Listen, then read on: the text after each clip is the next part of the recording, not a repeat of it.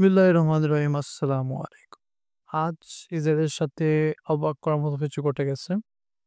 Iran আজ এমন একটা হামলা করে, যেই হামলা তারা আগে কখনো করে নাই।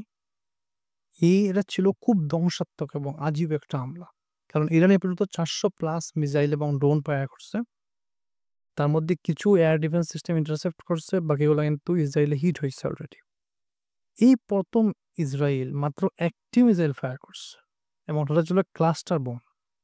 অর্থাৎ আইসিবিএম থেকে অর্থাৎ স্পেসের পরেই ওরা কি করছে, এই বোমগুলা ছেড়ে দিছে এবং একটা বোমের মধ্যে ২ কেজি করে আম যা ব্লাস্ট ছিল এবং সেখানে প্রায় ৮ কিলোমিটার জায়গা জুড়ে এগুলো পড়ছে। প্রায় ২৫ টা অ্যামুনিশন ছিল টোটাল একটা মিসাইলের মধ্যে। এবং চিন্তা করতে পারেন যে এটা কিন্তু আটকাতে পারে নাই ইসরায়েল। এবং এই ১ম ইসরায়েলের একটি ইসরায়েলের উপর একটি মাত্র মিসাইল ফায়ার করছে কিন্তু।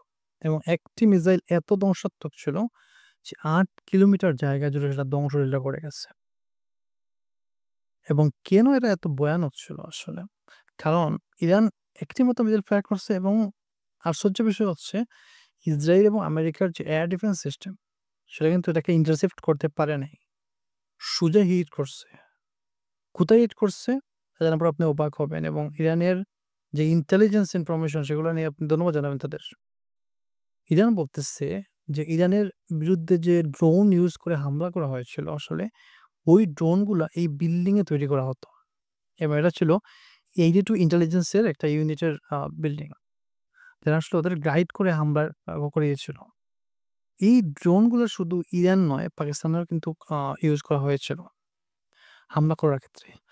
যখন ইসরাইল ইরানের আর্মি চিফ থেকে শুরু করে পরমাণু বিজ্ঞানী, ইঞ্জিনিয়ারদেরকে হত্যা করে এবং তখন কিন্তু ইরানের এয়ার ডিফেন্স সিস্টেমকে প্যারালাইজড করে ফেলেছিল এসব ড্রোন ইউজ করে।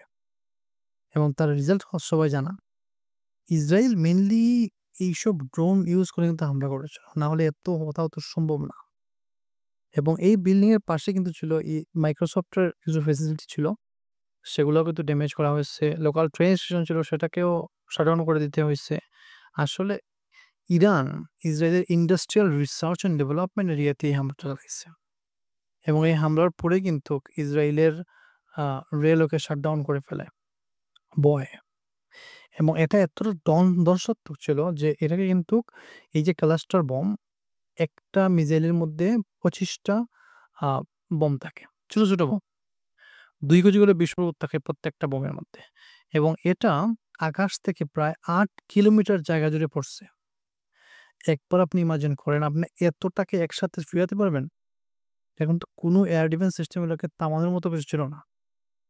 এজন্য ইরান একদিন একটাই হামলা করছে এবং সেটা ধ্বংসাত্মক হামলা করছে এবং আগুন ধরে যায়।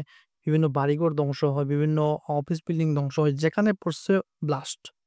২ কেজি বিস্ফোরক কম না, অনেক বড় একটা ব্লাস্ট হয়েছে। আজ এ পর্যন্ত আসসালামু আলাইকুম।